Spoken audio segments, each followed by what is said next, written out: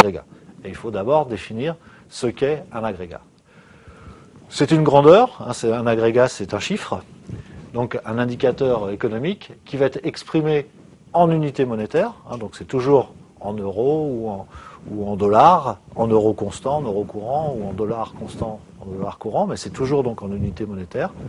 Cette grandeur est synthétique, hein, donc elle réduit les informations au minimum et elle représente le comportement, la somme des comportements d'éléments particuliers. Hein, donc dans notre cas, ce sera les comportements d'agents économiques. Alors pourquoi on dit synthétique? Par exemple, si je reprends mon agrégat de consommation finale des ménages, je ne distingue pas à ce niveau-là si cette consommation finale intéresse les biens de première nécessité ou les biens de civilisation ou les services. Hein, je ne détaille pas, donc je parle de la consommation finale des ménages d'un point de vue global. Hein, donc c'est en ce sens-là qu'il est synthétique. Mais il est évident que derrière cette représentation de la consommation finale globale des ménages, eh bien, il y a le comportement de tout un chacun, hein, et on va donc additionner, si vous voulez, les budgets de chaque agent dédié à la consommation. Et c'est ça qui formera cet agrégat de consommation finale. Alors, les principaux agrégats, ceux que l'on utilise le plus et ceux que vous rencontrerez le plus au cours de votre formation, bien évidemment. Le premier d'entre eux, c'est le produit intérieur brut, le fameux PIB. Je vous rappelle qu'on peut utiliser aussi le produit national brut, hein, qui est un agrégat un peu différent. Et c'est ce qu'on appelle un agrégat de production. Pourquoi? Parce que le produit intérieur brut est égal à la somme des valeurs ajoutées. Et la valeur ajoutée, c'est la véritable richesse créée par les entreprises. On ne mesure pas la richesse créée par les entreprises par leur chiffre d'affaires ou par leur production vendue. Pourquoi? Parce que les entreprises, de plus en plus, pour produire X euros de chiffre d'affaires, eh bien, sont amenées à acheter à d'autres entreprises une part de plus en plus grande de leur chiffre d'affaires. Et donc, on ne peut pas comptabiliser la richesse créée par une entreprise par son chiffre d'affaires, mais uniquement par ce qu'elle a effectivement réalisé, c'est-à-dire précisément par la valeur ajoutée. Donc, le produit intérieur brut, somme des valeurs ajoutées des agents résidents, et donc l'agrégat de production. Ensuite, on a l'agrégat de répartition. On est toujours dans cette logique de valse à 3 temps. Produire des biens, répartir des richesses et ensuite dépenser. Et évidemment que la comptabilité nationale suit cette logique. Donc le revenu national, qui est un agrégat de répartition. Alors, précisément, on ne va pas détailler, là aussi c'est synthétique, on ne détaille pas par type de revenu, mais au contraire, on va tout additionner. C'est-à-dire les revenus du travail, les revenus de la propriété, et les revenus de transfert, c'est-à-dire les revenus versés par l'État au titre de la redistribution. On va additionner tout ça. Hein, donc sans, encore une fois, rentrer dans le détail de la composition de ce revenu. La consommation finale, dont je vous ai parlé, et la formation brute de capital fixe, qui est l'agrégat qui mesure l'investissement. Hein.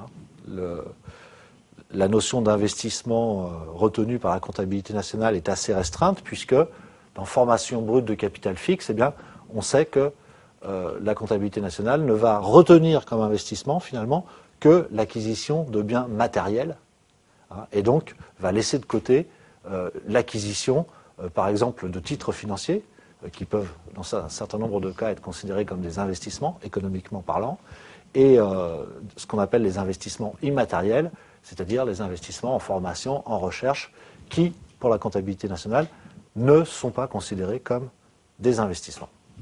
Donc, l'agrégat d'investissement matériel, la formation brute de capital fixe. Alors, consommation finale et formation brute de capital fixe, eh bien finalement, ce sont les deux agrégats de la dépense intérieure.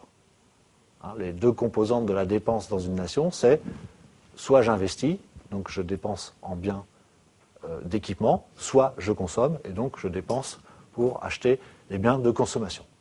Et donc, il y a un troisième agrégat de dépenses, mais qui cette fois-ci va être extérieur, ce sont les exportations, puisque effectivement, il y a un troisième type de demande qui s'exprime aux entreprises, c'est la demande des agents étrangers. Donc, deux agrégats de dépenses intérieures, la consommation finale et l'investissement mesuré par la FBCF. On peut aussi parler de l'épargne des ménages, et voire même mieux, agrégat, me semble-t-il, encore plus significatif, l'épargne en général, c'est-à-dire tout secteur institutionnel confondu. Hein, et donc, l'épargne va rendre compte tout simplement du revenu disponible qui ne va pas être consacré à la dépense, c'est-à-dire qu'il ne va être ni investi ni consommé. Hein, donc voilà les principaux agrégats. Ce ne sont pas les seuls, mais ce sont ceux que vous rencontrerez le plus fréquemment. Alors, si on reprend les 3 temps de la valse économique, eh bien, précisément, on peut la représenter par les agrégats dont je vous ai parlé. Hein, donc, le temps de la production de biens et de services, on va le mesurer par le produit intérieur brut ou le produit national brut. Qu'est-ce que ça mesure? Eh bien, ça mesure la valeur ajoutée des biens de consommation et des biens de production. Alors, quand j'écris biens de consommation, biens de production, je devrais ajouter services de consommation et services de production. Donc, ce sont les biens et les services. Donc, voilà ce que l'on produit. Ensuite, l'agrégat de répartition essentiel, c'est le revenu disponible. Alors, disponible pourquoi? C'est la question qu'il faut se poser. Eh bien, disponible pour être dépensé. Donc, pour amorcer le 3e temps de la valse économique. Alors, qu'est-ce qu'il y a dans ce revenu disponible? Quand on rentre dans le détail, il y a des revenus d'activité et des revenus de la propriété.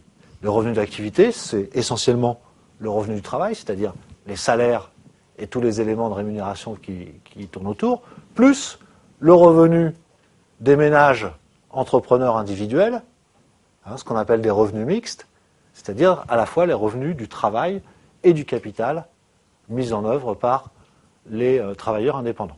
Donc voilà deux premiers revenus d'activité. Et les revenus de la propriété, eh bien, ce sont tous les revenus que l'on appelle aussi du patrimoine ou du capital, c'est-à-dire quand ce patrimoine et ce capital est sous forme liquide dans une banque, eh bien, le revenu, ça va être des intérêts.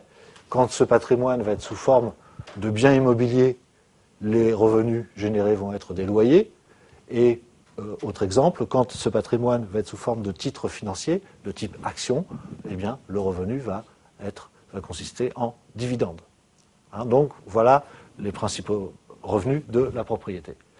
Plus les revenus de transfert dont je vous ai déjà parlé, c'est-à-dire les revenus versés par l'État à plusieurs titres, hein, au titre de la solidarité, au titre de la vieillesse, les retraites, au titre de la prise en charge de la maladie ou parce qu'on n'a pas assez de revenus pour payer son loyer, etc. etc. Hein, donc tous les dispositifs de protection sociale particuliers à notre pays. Et évidemment, s'il est disponible pour être dépensé, ça suppose qu'on a retiré à ce revenu disponible des impôts et des cotisations sociales, hein, puisque si on parle de disponible, ben, c'est vraiment l'argent que les agents économiques possèdent pour pouvoir dépenser immédiatement.